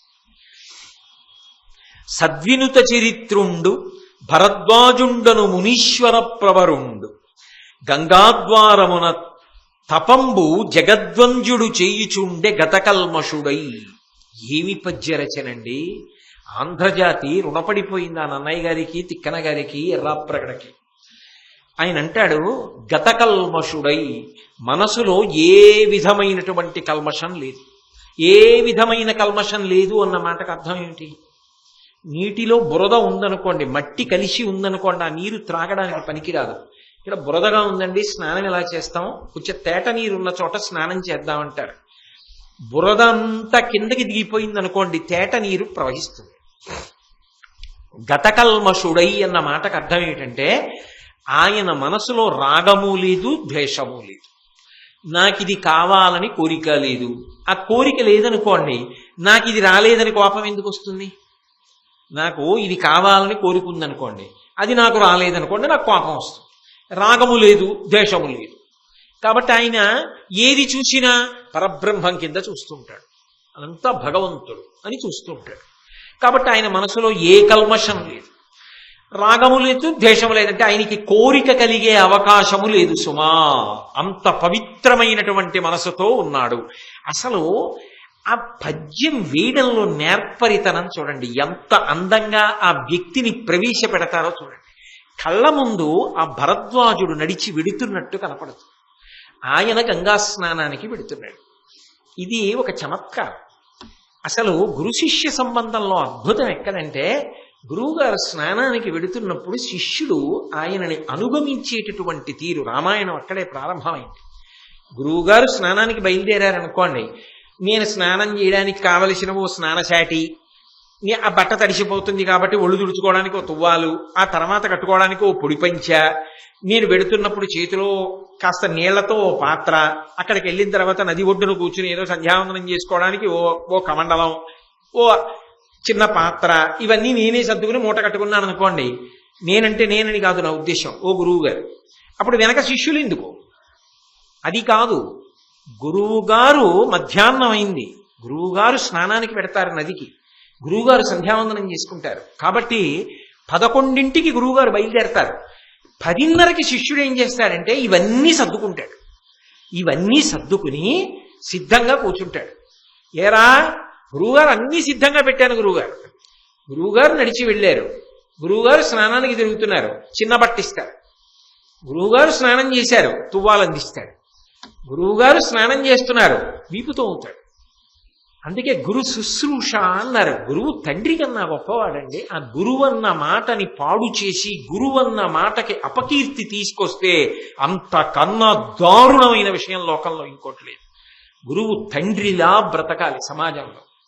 అందుకే గతకల్మషుడై, ఆయన మనసులో ఏ రాగద్వేషాలు లేవు. ఆయన గంగానది స్నానానికి బయలుదేరుతున్నాడు. వాల్మీకి ఒకప్పుడు స్నానానికి బయలుదేరినట్టుగా ఆ శిష్యులు అనుగమిస్తారు గురువుగారు వెడుతుంటే. గురువుగారు స్నానం చేసి కూర్చుంటే, ఇక్కడే దత్తాత్రేయ గురుస్వామి చెప్తుంటారు, చంద్రశేఖరేంద్ర సరస్వతి స్వామి స్నానం చేసి పిలిచి అన్నారు, 3 మాటలు ప్రదక్షిణం చేయడాకన్నారు. ఆయన అదృష్టం, అందుకే అన్ని లక్షల మందికి ఇరుముడి కట్టారు. గురువుగారు స్నానం చేస్తుంటే స్నానం చేయడం అదో అదృష్టం. కాబట్టి ఆ గురువుతో కలిసి వెడుతున్నాడు. గురువు గారికి ఏమైనా కోరికలు ఉన్నాయా? ఇలా నాకు ఎవడన్నా మూట కట్టాలి, నా బట్టల బట్ట రావాలి, ఇలాంటి అహంకారాలు, ఇలాంటి కోరికలు ఆయనకి ఏమైనా ఉన్నాయా? ఆయనకేం లేవు. శిష్యుడు చేయకపోతే ఆయన సంతోషంగా చేసుకుని వెళ్ళిపోతాడు. కానీ మరి శిష్యుడు ఎందుకు చేస్తున్నాడు? నా అదృష్టం, గురువు గారికి చేసుకోవడం నా భాగ్యం అని చేస్తున్నాడు. అంతేగాని చేయించుకోవడం ఆయన లక్షణం మాత్రం కాదు. లేకపోతే ఆయనే సర్దుకుని వెళ్ళిపోతారు సంతోషంగా. అది ఏ కోరిక యొక్క స్పర్శ లేదు. గతకల్మషుడై ఆయన ఏం చేస్తున్నాడు? జగద్వంద్యుడు తపంబు చేయుచుండే. జగద్వంద్యుడు అంటే ఈ జగత్తంతా నమస్కారం చేస్తుంది. అది ఈ దేశంలో ఉన్న గురువుల యొక్క గొప్పతనం. జగద్వంద్యుడు అంటే మనుష్యులు కారు. ఆయన అలా వెళ్ళిపోతున్నాడు అనుకోండి, ఆయన తేజస్సుకి సర్వభూతములు ప్రశాంతత పొందుతాయి. మీరు కొంతమందిని చూడండి, ఆయన్ని చూస్తే ఓ శాంతి కలుగుతుంది, ఆయన మాట్లాడితే ఓ శాంతి కలుగుతుంది, ఆయన ఉన్న చోటుకి వెడితే ఓ శాంతి కలుగుతుంది. ఆ మాటలు విని వెళ్ళిన తర్వాత మనసు ఏదో ప్రశాంతత పొందినట్టుగా ఉంటుంది. అది మనుష్యులు కాదు, సమస్త భూతములు సంతోషిస్తాయి. అందుకు కదండి ఈ దేశంలో ఎక్కడుంది? ప్రపంచం మొత్తం మీద చూపించండి నాకు అటువంటి క్షేత్రం. అది నా దేశం, భారతదేశానికి, మన దేశానికి చెంది. ఏదో గబుక్కుని సంతోషానికి నా దేశం అన్నాను కానీ మన దేశ ఖ్యాతి. ఈ దేశం ఎంత గొప్పది అంటే ఒకానొకప్పుడు ఋష్యశృంగుడు తపస్సు చేసినందుకు శంకరాచార్యులు వారు వెళ్ళిపోతుంటే మండుటెండలో శోషించిపోయిన కప్పని తినడం మానేసి నాగుపాం పడగబట్టి సేద తీర్చింది. జాతి వైరం ఉన్న ప్రాణులు వైరం మరిచిపోయాయి. ఎందుకు మరిచిపోయాయని శంకరాచార్యులు వారు ఆలోచించారు. ఓ, ఇక్కడ ఋష్యశృంగుడు తపస్సు చేశాడు. ఆ తపస్సు యొక్క ప్రకంపనలో విరుద్ధ స్వభావం ఉన్న ప్రాణులకు కూడా శాంతినిస్తాయి. అది ఈ దేశం యొక్క గొప్పతనం. ఆ తపస్సుకు ఆ శక్తి ఉంది. వాళ్ళు అంత గతకల్మషులై ఏ రాగద్వేషాలు లేకుండా అంత ప్రశాంతమైన జీవనం చేసిన వాళ్ళు. అందుకే వాళ్ళని రక్షించుకోవడం ప్రథమ కర్తవ్యంగా చూసేవారు ప్రభు. వాళ్ళు లేని నాడు సమాజమునకు భద్రత లేదు.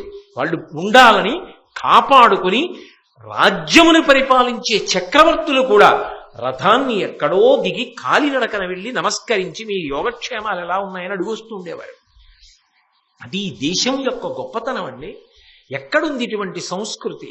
ఇటువంటి సంస్కృతికి వారసత్వం పొందినందుకు మనం ఎంత గర్వపడాలి. మన పిల్లలకి నేర్పవలసింది ఏదైనా ఉంటే ఇదిగో ఈ పద్యాలు, ఇదిరా గురు శిష్య సంబంధం అంటే, ఇదిరా గురువు పట్ల ప్రవర్తించవలసిన విధానం, ఇదిరా శిష్యుడంటే, గురువు గారి మీద వెటకారమాడ్డం కాదురా, అది ఈ దేశ సంప్రదాయం కాదురా అని మనం నేర్పాలి. కాబట్టి ఆయన జగద్వంద్యుడు. ఆయన నడిచి వెడుతూ ఉంటే సమస్త భూతములు సంతోషిస్తాయి ఆయన్ని చూసి, అంత ఆనందపడతాయి. లేరండి?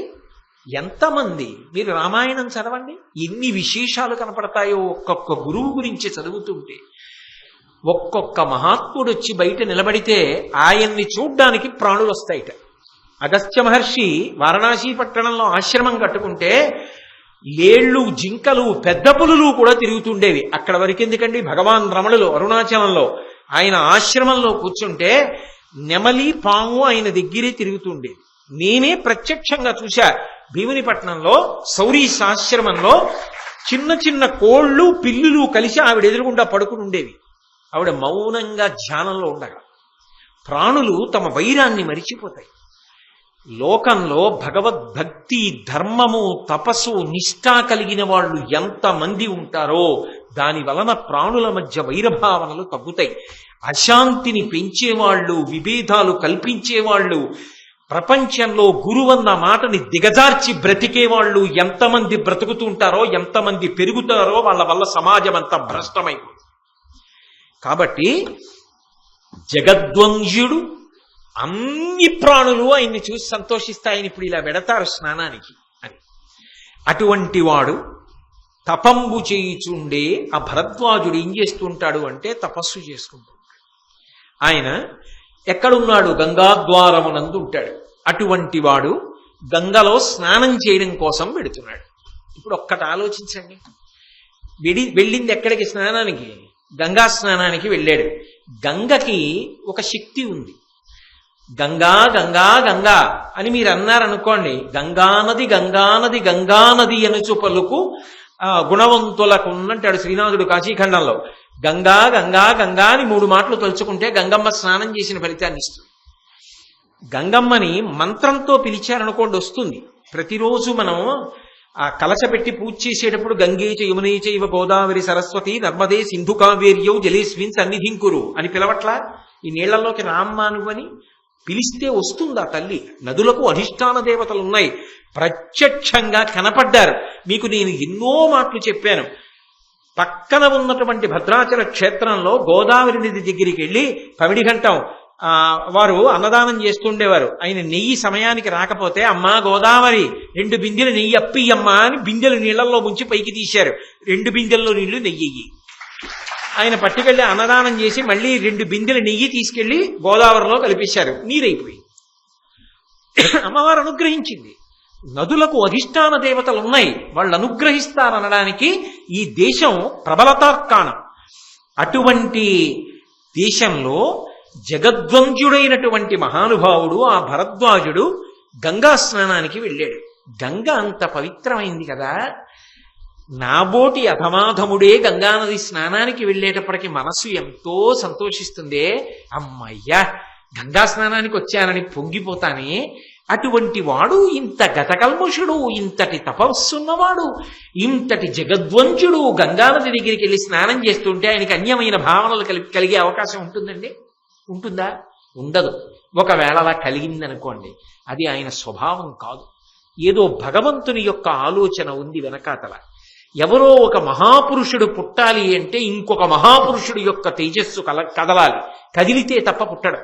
అందుకని కదపడానికి ఏదో జరగాలి తప్పించి ఆయన అటువంటి వాటికి లొంగిపోయే చౌకబారు మనస్తత్వం ఉన్నవాడు కాడు. అది చెప్పడానికి ఎంత గొప్ప పద్యరచన చేసుకొస్తున్నారో చూడండి నన్నయ్య గారు. పునాదిని బట్టి కదూ ఇల్లు. ఇటువంటి వాడు గంగానది దగ్గరికి వెళ్ళాడు, సంకల్పం చేశాడు, స్నానం చేశాడు. స్నానం చేసి సంతోషించి ఇక బయటికి రావాలి. అదే సమయంలో ఘృతాచి వచ్చింది. ఘృతాచి అప్సరస.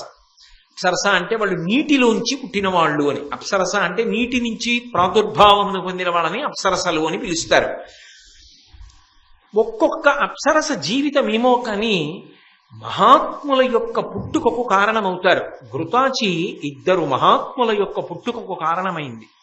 ఘృతాచి వలన ద్రోణాచార్యుల వారు పుట్టాడు. ఘృతాచి వలన శుకాచార్యుల వారు పుట్టారు. శుకుడు పుట్టుకతో మహాజ్ఞాని, భక్తి జ్ఞాన వైరాగ్యములు కలిగినవాడు. భాగవతాన్నంతటినీ కూడా లోకానికి ఇచ్చినవాడు మహానుభావుడైనటువంటి శుకబ్రహ్మ. అటువంటి శుకబ్రహ్మ వ్యాసుడికి పుట్టడానికి కారణం ఘృతాచిని చూడటమే. శుకబ్రహ్మ పుట్టడానికి ఘృతాచి కారణం. ఇక్కడ ద్రోణాచార్యుల వారు పుట్టడానికి ఘృతాచి కారణం. ఆ ఘృతాచి కూడా అదే సమయంలో స్నానం చేసి బయటికి వెళుతాడు. ఈయన ఆమె వంక చూశాడు. ఆయన ఏం చూస్తాడు? ఆయన శరీరములు చూడడం. ఇది చెట్టు, ఇది పుట్ట, ఇది పాము, ఇది ఈగ, అది కాదు ఆయన చూసేది. ఆయన భగవంతుణ్ణి చూస్తాడు. అటువంటి వాడి బుద్ధిలో అకస్మాత్తుగా మార్పు వచ్చింది. ఆమె వంక చూడగానే ఆయన యొక్క రేతస్సు స్ఖలనమైంది. ఆయన యొక్క తేజస్సు జారిపడింది. ఉత్తర క్షణమైన గ్రహించాడు. ఘృతాచి అంతర్ధానమైపోయింది. ఓ, నాకు ఇటువంటి ఆలోచన మనసులో రాకూడదు. ఆలోచన వచ్చిన ఉత్తర క్షణంలో నా తేజస్సు స్ఖలనము కాకూడదు. స్ఖలనమైంది అంటే దీని వెనక భగవంతుని యొక్క ప్రణాళిక ఏదో ఉంది. అందుకని ఆయన ఏం చేశాడంటే చేతిని ద్రోణము చేశాడు. అంటే దొప్ప చేసి తన యొక్క తేజస్సుని పట్టి తీసుకెళ్లి ద్రోణ కలశమునందుంచాడు. ద్రోణ కలశశ్చ మే వాయవ్యాని చ మే అని వేదంలో రుద్రాధ్యాయంలో చెప్తాం కదా. యజ్ఞమునందు కాని పూజలో కాని పరమ పవిత్రమైన పదార్థమును ఉంచడానికి ఉపయోగించేటటువంటి పాత్రకి ద్రోణ కలశం అని పేరు. అందులోకి తీసుకెళ్లి వీర్యాన్ని నిక్షేపించాడు. దాన్ని అలా ఉంచాడు. అంటే ఇప్పుడు ఎందుకు అలా ఉంచడం అంటే ఆయన ఒక సంకల్పం చేసుకున్నాడు. నా మనసు అలా కదలడానికి అవకాశం లేదు, కానీ నా మనసు కదిలింది. నా మనసు కదిలినది నిజానికి కేవలము ప్రాకృతమైన బుద్ధితో కదిలే అవకాశం లేదు కనుక ఈశ్వరుడి యొక్క ప్రణాళిక ఏదో ఉంది. ఎవరో ఒక మహాత్ముడు పుట్టవలసిన అవసరం ఉంది. అందుకని ఆయన దాన్ని పరమ పవిత్రంగా కలశలో భద్రం చేసి ఉంచాడు. ఇప్పుడు ఆ కలశంలోంచి రేతో సంబంధం లేకుండా, అంటే క్షేత్రస్పర్శ లేకుండా, స్త్రీ సంబంధం లేకుండా ద్రోణ కలశమే ఆయన పుట్టడానికి గర్భమై ఆ ద్రోణ కలశములోంచి ఒక పిల్లవాడు ఆవిర్భవించాడు. అటువంటి కారణ జన్ములు పుట్టిన గడ్డ. ఆయన అన్నాడు, ఆ పిల్లవాడు పుట్టిన క్రమాన్ని చూశాడు. వీడికి నేను ఏమని పేరు పెట్టాలి? వీడు నా సంబంధం అందా? నాకు అసలు మనసు కదిలే అవకాశం లేదు. అకస్మాత్తుగా కదిలింది భగవంతుని అనుగ్రహం. మాతృ సంబంధం అందామన్నావా? నేను ఇలా కంటితో ఒక్కసారి చూసింది ఘృతాచిని. ఆమె వెంటనే అంతర్ధానమై వెళ్ళిపోయింది. ఆమె ఈ తేజస్సుని భరించలేదు. భగవంతుని ప్రణాళిక ఏదో ఉందని నేను కలశమునందుంచాను. ఈ పిల్లవాడు కలశాన్ని ఒక తల్లి కడుపులా భావన చేసుకుని పరమ పవిత్రమైన ద్రోణ కలశము నుండి ఆవిర్భవించాడు. ఇంత పవిత్రమైన పుట్టుక కలిగిన వాడు సుమా అంటే ఇది స్మరించినంత మాత్రం చేత లోకమనకు అనుగ్రహం కలగాలి. కాబట్టి పిల్లవాడికి వీరు పేరు ఉంచాలి, ద్రోణుడు అని పేరు ఉంచుతారు. ఇందులో దాపరికం లేదు. ఆ పిల్లవాడి పేరు వినగానే అందరికీ తెలియాలి ఇలా జరిగిందని. అంటే ఎంత దాపరికం లేనివాడో చూడండి. ద్రోణుడన్న పేరు ఉంచుతాను అన్నాడు.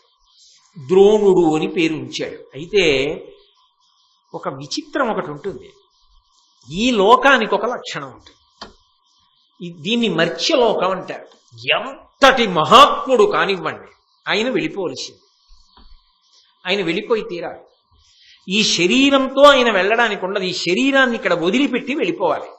అది శంకరాచార్యులు వారు కానివ్వండి, చంద్రశేఖరేంద్ర సరస్వతి స్వామి కానివ్వండి, రామకృష్ణ పరమహంస కానివ్వండి, వివేకానందులు కానివ్వండి, ఎంతటి మహాత్ముడు కానివ్వండి, ఎప్పుడో అప్పుడో శరీరాన్ని ఇక్కడ వదిలిపెట్టేసి వెళ్ళిపోతారు. మరి మర్త్యలోకంలో గురువు గారిగా ద్రోణుడు వచ్చాడు కదూ.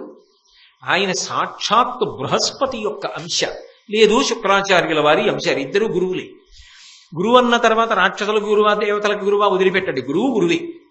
అటువంటి గురువు ఇప్పుడు మరి ఆయన కూడా శరీరాన్ని ఒకప్పుడు వదిలిపెట్టాలి కదా. ఆయన మాత్రం శరీరంతో అలా ఎలా ఉండిపోతాడు? ఇంత గొప్పవాడు శరీరం విడిచిపెట్టడానికి కూడా ఏదో ఒక బలమైన కారణం లేకపోతే పుట్టుక ఎంత గొప్పదో వెళ్ళిపోవడం కూడా అంత గొప్పది అవ్వాలి కదా. అలా అవ్వకపోతే ఆ జీవితానికి పరమార్థం ఏది? అందుకని అది అందరిలా వెళ్ళిపోవడం ఎలా కుదురుతుంది? అటువంటి మహాత్ముడు అంత గొప్పగా వెళ్ళాలి. అంత గొప్పగా వెళ్ళాలి అంటే అలా ఎందుకు వెళ్ళాడో, ఎందుకు యుద్ధం చేశాడో ఆ విషయాలు నేను ఆ సంగతులు వచ్చినప్పుడు మీతో మనవి చేస్తాను. ద్రోణుణ్ణి యుద్ధ భూమిలో పడగొట్టగలిగినటువంటి పిల్లవాడు కూడా ఒకటి రావాలి, లేదా అటువంటి పిల్లవాడు పుట్టడానికి కారణమయ్యేవాడు రావాలి. అప్పుడు వాడి వలన ద్రోణుణ్ణి చంపేవాడు రావాలి, అంటే ఆయనకి కొడుకుగా రావాలి. అప్పుడు ద్రోణుడు పుట్టిన రోజునే ద్రోణుడి మరణానికి కూడా కారణం ఏర్పడుతుంది. మీరు బాగా పట్టుకున్నారో లేదో నేను అన్నమాట. అప్పుడే జగత్ అంటారు, అప్పుడే మర్త్యలోకం అంటారు. ఇవాళ కొబ్బరి విత్తనంలోంచి పైకి చిన్న అంకురం వచ్చిందనుకోండి, అది కొబ్బరి చెట్టు పుట్టిన రోజు. పుట్టినది అంటే కాలములో ఇంతకు ముందు లేనిది కాలములో ఒక రోజున వచ్చినది. దానికి అర్థం ఏమిటో తెలుసా? అది కాలములో వచ్చింది కాబట్టి కాలములో వెళ్ళిపోతుంది, అది శాశ్వతంగా ఉండదు. దానికి పుట్టినరోజు ఉన్నది, అది ఎప్పుడూ ఉన్నది కాదు, అది ఎప్పుడో ఒకప్పుడు పుట్టింది అంటే అది ఎప్పుడో ఒకప్పుడు వెళ్ళిపోతుంది. అది ఉండేది మాత్రం కాదు. ఆ శరీరము కాని ఆ రూపములు కాని అవి ఉండవు. అది మొక్క కావచ్చు, జంతువు కావచ్చు, లేకపోతే శరీరం కావచ్చు, ఏదైనా సరే పుడితే వెళ్ళిపోవాలి. దాని ధర్మం, ఆ ధర్మం నిలబడాలి. అది పరమేశ్వరుడి యొక్క వ్యూహం. అందుకే అన్ని ప్రాణులు వికారం చెంది వెళ్ళిపోతాయి ఎప్పుడో అప్పుడు. ఉండాలి ఉండాలని ఎంత ఆక్రోశించినా సరే, ఎంత ఆయన ఉంటే బాగుండని లోకమంతా ఎలుగెత్తి నిలబడినా సరే ఆయన వెళ్ళిపోవలసింది ఏదో ఒకప్పుడు. దానికి ఏదో కారణం ఉండాలి, నింద లేకుండా బొందిపోలేదు అంటారు.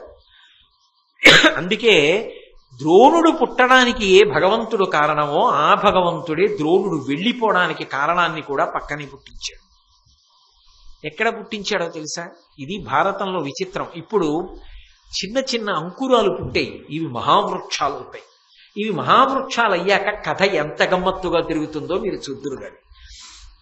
అదే సమయంలో వృషతుడు అనబడేటటువంటి మహారాజు తపస్సు చేస్తున్నాడు. మహారాజు ఎందుకు తపస్సు చేయడం గంగ ఒడ్డున? మహారాజు రాజ్య పరిపాలన కదా చెయ్యాలి. ఆయన వచ్చి అక్కడ తపస్సు చేసుకోవలసిన అవసరం ఎందుకు కలిగింది అంటే ఆది పర్వంలో దాని గురించి చెప్పలేదు, కానీ మీకు ఒక అవగాహన కోసం భారతంలోంచి నేను మీతో మనవి చేస్తున్నాను. వృషతుని యొక్క తండ్రి పేరు దండసేనుడు. ఆయన పాంచాల రాజ్యాన్ని పరిపాలిస్తుండేవాడు. ఆయన పాంచాల రాజ్యాన్ని పరిపాలన చేస్తున్నటువంటి కాలంలో ఉగ్రాయుధుడు అనబడేటటువంటి ఒక రాజు వచ్చి ఆయన మీద దాడి ప్రకటించి ఆ వృషతుని యొక్క తండ్రి దండసేనుణ్ణి చంపేశాడు. చంపేస్తే ఈ వృషతుడు అనబడేటటువంటి పిల్లవాడు భయపడ్డాడు. అమ్మో, ఇక్కడ ఉంటే రాజకుమారుడు కదా, ఉత్తరోత్తర వంశం కదా, శత్రుశేషం బతకనివ్వరు కదా, అందుకని నన్ను చంపేస్తాడని ఆ పిల్లవాడు ఏం చేశాడంటే ఆ వృషతుడు రాజ్యాన్ని వదిలిపెట్టేసి తండ్రి చచ్చిపోయాడని చెప్పి అరణ్యాలకు వచ్చేసాడు. అరణ్యంలో తపస్సు చేసుకుంటున్నాడు. ఇప్పుడు రాజ్యం ఎవరికి వెళ్ళిపోయింది? ఉగ్రాయుధుడికి వెళ్ళిపోయింది. మరి దండసేనుడిని చంపేశాడుగా, అందులో ఆయన పుచ్చేసుకున్నాడు రాజ్యం. రాజుగారి కొడుకు ఈ వృషతుడు అరణ్యానికి వచ్చాడు. ఇప్పుడు రాజ్యం పోయింది ఎలాగో.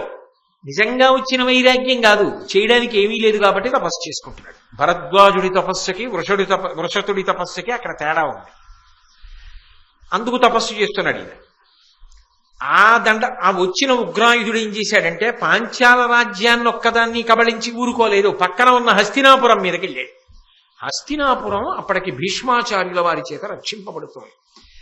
భీష్మాచార్యుల వారి తండ్రి శంతన మహారాజు గారు ఆ కొద్ది రోజుల క్రితం మరణించాడు, శరీరం వదిలిపెట్టాడు. కాబట్టి ఆయన అశౌచంలో ఉన్నాడు భీష్మాచార్యుల వారు.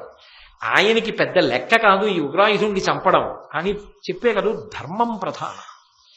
భీష్ముడు అన్నాడు, ఆ ఉగ్రాయుధుడన్నవాడు రాజ్యం మీదకి దండయాత్రకు వచ్చాడు, యుద్ధానికి పిలుస్తున్నాడు, నేను వెళ్ళవచ్చా అని అడిగాడు పురోహితుల్ని. వాళ్ళు అన్నారు, మీ తండ్రి గారు మరణించారు, మీరు అశౌచంలో ఉన్నారు, మీ అశౌచం తీరిపోయే వరకు మీరు చేతితో ధనస్సు పట్టుకోకూడదు అన్నారు. అదో పరమ పవిత్రమైనటువంటి విశేషం ధనస్సు, మీరు పట్టుకోకూడదు అన్నారు. మరి ఎలా? నేను పట్టుకోను కాబట్టి వాడు వచ్చి రాజ్యాన్ని కబళిస్తే ఈ లోపల సంధి అన్న పేరుతో రాయబారాలు చేస్తూ ఉండండి. ఏదో పొద్దున్న వెళ్ళండి, మాట్లాడండి, మా ప్రభువుని కనుక్కుని రేపు వస్తామనండి, ఇలా కాలక్షేపం చేయండి, ఈలోగా మా నాన్నగారికి సంబంధించిన అశౌచం పోతుంది, నేను వెళ్ళి వాడిని మట్టు పెడతానండి. నిజంగానే కొంతకాలం అయిపోయింది, ఆయన అలా బేరసారాలు చేస్తూనే ఉన్నాడు. ఈలోగా భీష్మాచార్యుల వారికి అశౌచం తీరిపోయింది, ధనస్సు పట్టుకుని యుద్ధానికి వెళ్ళాడు. భీష్ముడు ముందు ఎవరు నిలబడగలడు? ఆయన వెంటనే ఈ వచ్చినటువంటి ఉగ్రాయుధుడు అనబడేటటువంటి రాజుని చంపేశాడు. చంపేసి విచారణ చేశాడు, వీడు ఎంతమంది రాజుల యొక్క రాజ్యాలు గెలిచాడని అడిగాడు. పక్కనే ఉన్న పాంచాల రాజ్యాన్ని పరిపాలిస్తున్నటువంటి మహానుభావుడు దండసేనుడు అన్నవాడిని చంపేశాడండి. ఆయన కొడుకు వృషతుడు అన్నవాడు ఎక్కడో అరణ్యాలకు వెళ్ళి తపస్సు చేసుకుంటున్నాడు, అక్కడ ఉండిపోయాడు ఆ పిల్లవాడు. ఈయన పాంచాల రాజ్యాన్ని అంతటినీ కూడా కబళించాడు. భీష్ముడు ఎంత ధర్మాత్ముడో చూడండి. ఆయన అన్నాడు, ఆ రాజ్యం ఎవరికి వెడుతుంది? వృషతుడికి కదా వెళ్ళాలి. ఆ ఆయన ఎక్కడ ఉన్నాడో వెతికించండి అన్నాడు. ఆయన వెతుక్కుంటూ బయలుదేరారు. ఆయన గంగా తీరంలో తపస్సు చేసుకుంటున్నాడు. ఆ తపస్సు చేసుకుంటున్న వాడిని వెతికి పట్టుకుని వెనక్కి తీసుకురావాలి. ఈలోగా ఆయన అక్కడ తపస్సు చేసుకుంటూ ఉండగా ఆయన ఒక రోజున గంగలో స్నానం చేస్తుంటే ఆయనకి ఆ పక్కనే ఆ గంగా స్నానం చేస్తున్నటువంటి సమయంలోనే మేనక వసంత కుసుమాలు కోస్తూ కనపడింది. మేనకా దర్శనం అవగానే ఇన్ని కష్టాల్లో ఉన్నవాడికి, అసలు మనసు సంతోషంగా లేనివాడికి ఆశ్చర్యకరంగా వీర్యము స్ఖలనమైతే ఆయన సిగ్గుపడ్డాడు. సిగ్గుపడి తన పాదము చేత ఆచ్ఛాదించాడు, కప్పాడు తన తేజస్సుని. పాదము చేత కప్పితే తేజస్సుని అందులోంచో పిల్లవాడు బయటకు వచ్చాడు. వాడో కారణ జన్ముడు. నేను మీకు చెప్పాగా, ద్రోణుడి మరణానికి కారణం పుట్టాలి, పుట్టుక పక్కన మరణం ఉండాలి, అందుకు రావాలి పక్కన. లేకపోతే ఇంతటి మహాత్ముడు మరి ఎలా వెళ్ళిపోవాలి? మరి కారణాన్ని పుట్టించద్దు పక్కన. అందుకని పాదము చేత కప్పితే వచ్చాడు కాబట్టి ద్రుపదుడు అన్నారు. అప్పటికింకా వృషతుడికి రాజ్యం లేదు. అందుకని ఆయన ఏం చేయాలి? ఈ పిల్లాన్ని తీసుకెళ్లి భరద్వాజుడికి ఇచ్చాడు. ఇచ్చి భరద్వాజ ఎలాగో నీ దగ్గర ఓ కారణ జన్ముడు ద్రోణుడు పుట్టాడుగా, ఆ పిల్లవాడికి విద్యాభ్యాసం చేయిస్తావుగా, నా కొడుక్కి కూడా విద్యాభ్యాసం చేయించాడు. ఆయన మనసులో ఏ కల్మషం లేనివాడు.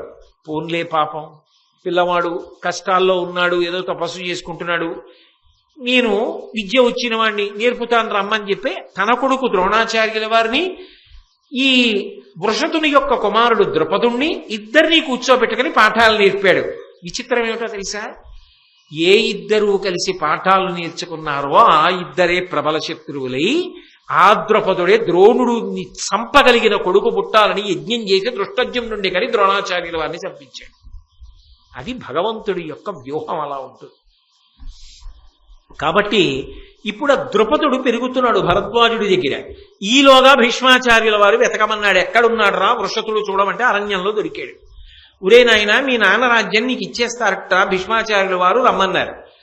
వెనక్కి తీసుకెళ్లారు. భీష్ముడు అన్నాడు, నీ రాజ్యం నువ్వు వేలుకోరా అబ్బాయి, మీ నాన్న మరణించాడు కదా, నీకు చెందుతుందా రాజ్యం, నాకెందుకు, నువ్వు తీసుకొని ఇచ్చేశాడు. అది భీష్మాచార్యుల వారి యొక్క ధర్మం. ఈ దేశం యొక్క ఔదార్యం ఎంత గొప్పదో ఆలోచించండి. అది ఈ దేశం యొక్క సంస్కృతి.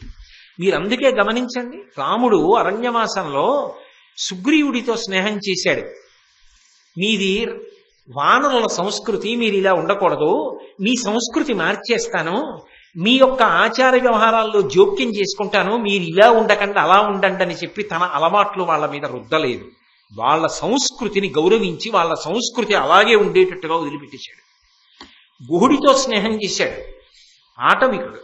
కానీ వాళ్ళ సంస్కృతి ఎలా ఉంటుందో దాన్ని అలాగే గౌరవించి మీరు అలాగే ఉండండి అని చక్కగా వాళ్ళని అలాగే గౌరవించి వదిలిపెట్టేశాడు. అంతేకాని సంస్కృతిని పాడు చెయ్యడం, ఇంకోళ్ళ సంస్కృతిని పాడు చేసి వేరొకరి సంస్కృతిని రుద్దడం ఈ జాతికి తెలియదు. అన్ని సంస్కృతులను ఎప్పుడూ గౌరవించేదేది అంటే భారతదేశం. ఈ మట్టిలో ఉంది ఆ గొప్పతనం. అందుకే భీష్మాచార్యుల వారు రాజ్యాన్ని మళ్లీ పట్టుకెళ్లి వృషతుడికి ఇచ్చేశాడు. ఆ వృషతుడు కొడుకుకి పాఠం నేర్పిన తరువాత పంపించవయ్యా అని తాను వెళ్ళిపోయాడు. ఈలోగా భరద్వాజుడి దగ్గర వీళ్ళిద్దరూ చదువుకుంటున్నారు. పిల్లలు ఇద్దరూ పెరిగి పెద్దవాళ్ళు అయ్యారు. చాలా స్నేహితుడు అయ్యాడు ద్రోణాచార్యుల వారు. నేను ఇంత కష్టంలో ఉండగా, మా నాన్నగారు అరణ్యంలో ఉండగా మీ నాన్నగారు ఆశ్రమంలో పెట్టుకుని నాకు చదువు నేర్పారు, తండ్రిగా నిలబడ్డాడు. గురువు కదా నీ తండ్రి మన ఇద్దరం అన్నదమ్ములు లాంటి వాళ్ళం కదా. మీ తండ్రి నన్ను ఇంత ప్రేమగా చూశాడు కదా, నువ్వు ఇంత ప్రేమగా నన్ను చూశావు కదా. అయినప్పుడు నేను రేపు పొద్దున్న రాజునవుతాను. ఎప్పుడప్పుడు మళ్ళీ రాజ్యానికి వెళ్ళిపోతానుగా. మా నాన్నగారు ఉండగా యువరాజునవుతాను, తర్వాత నేను రాజునవుతాను. ఒక్కటి గుర్తుపెట్టుకో ద్రోణ, నా రాజ్యభోగములన్నీ నీ భోగములే. కాబట్టి నువ్వు ఎప్పుడైనా సరే మళ్ళీ నేను ఉన్న చోటికొచ్చి హాయిగా సంతోషంగా నాతో పాటు రాజభోగాలు అనుభవించు అన్నాడు ద్రుపదుడు. అడిగాడా ద్రోణుడు? అడగలేదు. అడగకుండా పిలిచి మాటిచ్చాడు ద్రుపదుడు. కొంతకాలం అయిపోయిన తరువాత ద్రుపదుడు తన రాజ్యానికి వెళ్ళిపోయాడు, యువరాజు అయిపోయాడు, తండ్రి పోయాడు. తర్వాత తాను పట్టాభిషిక్తుడయ్యాడు, పాంచాల రాజ్యాన్ని పరిపాలిస్తున్నాడు. ఇక్కడ ద్రోణుడు అనుకోకుండా తండ్రి గారి దగ్గర విద్యాభ్యాసం పూర్తి చేసిన తరువాత అగ్నివేశ్యుడు అనబడేటటువంటి వేరొక ఋషి ఆశ్రమానికి వెళ్ళాడు. ఆయన ఎందుకు ఇచ్చాడో తెలియదు. ఓ వేదం చెప్తారు, ఇంకొకటి చెప్తారు. ఆగ్నేయాస్త్రాన్ని సమంత్రకంగా ఉపదేశం చేశాడు. మీరు ఇది గమనించాలి. కొంతమందిని భగవంతుడు కొన్ని పనుల కోసం పుట్టిస్తాడు. వాళ్ళు ఒకలా అవుదాం అనుకుంటారు, కానీ భగవంతుడు వాళ్ళని ఒకలా తయారు చేసుకుంటాడు. చంద్రశేఖరేంద్ర సరస్వతి స్వామి వారు సన్యాసం తీసుకుందామని పీఠాధిపతి అవుదామని జన్మలో అనుకోవాలి. 13వ ఏట అకస్మాత్తుగా ఇన్ని ఒంటెద్దు బండెక్కించి తీసుకెడుతున్నారు కలవై. నన్ను ఎందుకు తీసుకెడుతున్నారు? మా అన్నయ్య గారు ఒంట్లో బానే ఉందా అని అడిగారు. ఆ పూర్వాశ్రమంలో వాళ్ళ అన్నయ్య గారు సన్యాసం తీసుకున్నారు. మీ అన్నయ్య గారు కూడా చనిపోయారయ్యా, మసూచి వచ్చి బ్రహ్మీభూతులయ్యారు, ఇప్పుడు మీకే పీఠాధిపత్యం ఇచ్చేస్తున్నారన్నారు. 13 ఏళ్ల పిల్లాడు, కంచి కామకోటికి పీఠాధిపత్యం. ఆయనకి ఏమీ తెలియదు. ఇంగ్లీష్ చదువుకునేవారు ఆ రోజుల్లో. అమ్మ పెట్టిన సద్దన్నం తినడం అలవాటు. పీఠాధిపత్యం ఎలా కుదురుతుంది? ఏం చెయ్యాలో అర్థం కాక బండిలో బోర్లా పడుకుని రామ రామ రామ రామ రామ అంటూ రామనామం చేశాను. నాకేం తెలియదు. అమ్మవారికి అఖిలాండేశ్వరికి కుండలాలు మారుస్తుంటే నన్ను గుళ్ళో కూర్చోమంటే సత్యదండం పట్టు కూర్చున్నాను.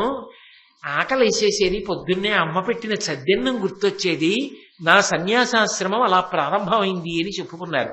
ఆ తర్వాత యావత్ ప్రపంచం కొన్ని కోట్ల మంది ఆయన పాదముల మీద మోకరిల్లి నమస్కరించారు. అటువంటి జగద్గురు అయ్యారు, మహానుభావుడయ్యారు.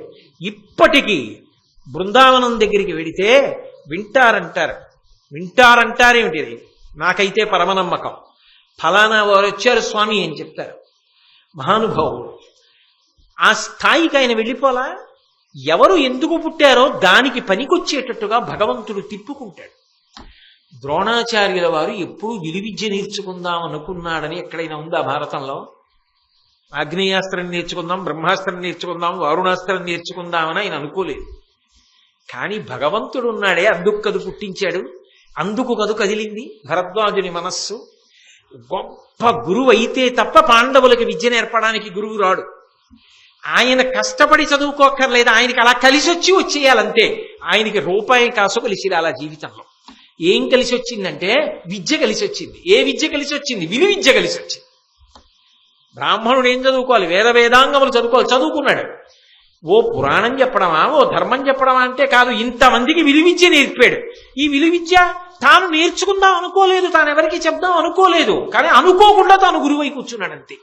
అది గురువు అవడం అంటే. అంతేగాని నేను గురువును అని బోర్డు పెట్టుకుని గురువు అవరు. ప్రజల యొక్క గురి చేత గురువు అవుతాడు. ఆ గురి కలగడానికి పరమేశ్వరుడు వాడిని అలా తీర్చిదిద్దుకుంటాడు. అందుచేత గురువులు అవుతారు తప్ప నేను ఇంత గురువునని బోర్డు పెట్టుకుంటే గురువు అవుతారా లోకంలో ఎక్కడైనా? అదో అమాయకత్వం తప్ప.